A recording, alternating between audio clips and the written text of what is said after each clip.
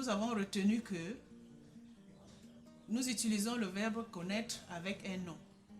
Connaître le marché, connaître le père.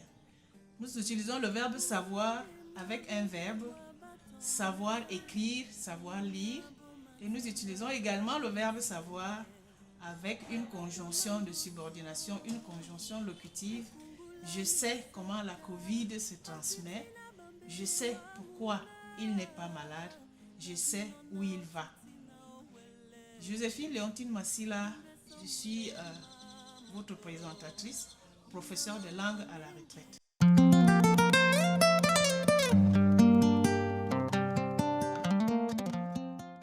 Régulièrement, une confusion manifeste est observée dans l'emploi des termes vacances et congés. Doit-on dire ma fille passera les congés de Noël à l'Holodorf? Non, on ne devrait pas le dire parce que votre fille est élève ou étudiante, elle ne travaille pas, donc elle va en vacances. Votre fille passera les vacances de Noël à l'Holodorf.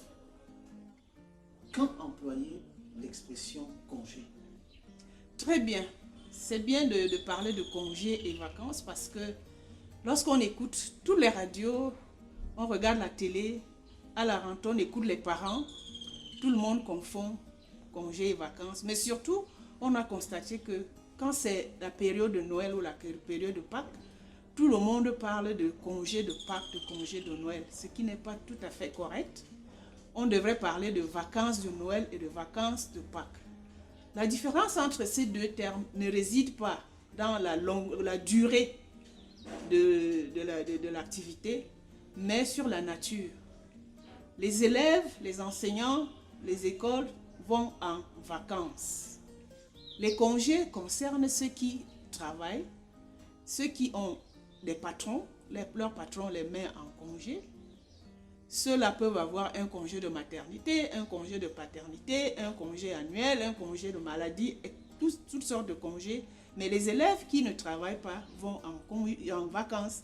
Donc, ce n'est pas parce que c'est 2 semaines, parce que c'est 3 mois. Ce n'est pas ça qui fait la différence. La différence, c'est les vacances de Pâques pour les élèves, les enseignants et tout le monde, tous les établissements scolaires. Les vacances de Noël pour tout le monde. Les congés, je dis même les congés, en réalité, c'est le congé. C'est un nom singulier. Le congé de Noël, non. Les vacances de Noël, le congé de maternité, le congé de paternité. Pourquoi congé paternité et pas vacances paternité? Oui, parce qu'on travaille chez quelqu'un, on prend le congé chez cette personne-là, on nous met en congé, ça veut dire une interruption d'activité professionnelle, c'est une interruption d'activité professionnelle. L'interruption d'activité académique, c'est des vacances. Le congé est individuel, mais les vacances sont collectives. Quand c'est les vacances, tout le monde part, tous les élèves, tous les enseignants, tout le personnel. C'est collectif. Mais votre congé, vous le prenez tout seul. Si votre épouse a accouché, vous allez tout seul en congé de paternité. Si une dame a accouché, elle va toute seule en congé de maternité. Si une personne est malade, bon, le congé est individuel, interruption d'activité professionnelle. Les vacances sont collectives, interruption d'activité académique scolaire. En anglais, pour résumer, donc? Yes, in English there's no problem because in English it's quite clear. Somebody who works go on leave. You may have a sick leave, maternity leave, paternity leave, and everybody, students, teachers, we all go on holidays.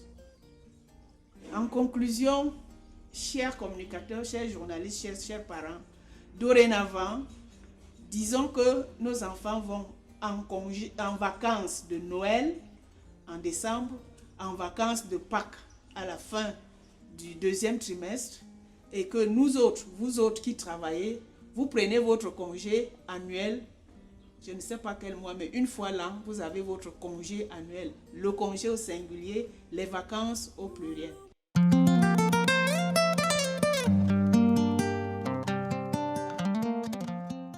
Vous venez de suivre un petit rappel grammatical par Joséphine Léontine Massila, professeure de français et d'anglais à la retraite. Si vous avez aimé, je vous invite à cliquer sur liker. à partager avec vos amis et puis à télécharger et multiplier au maximum pour que le français se porte de mieux en mieux autour de nous, autour de vous.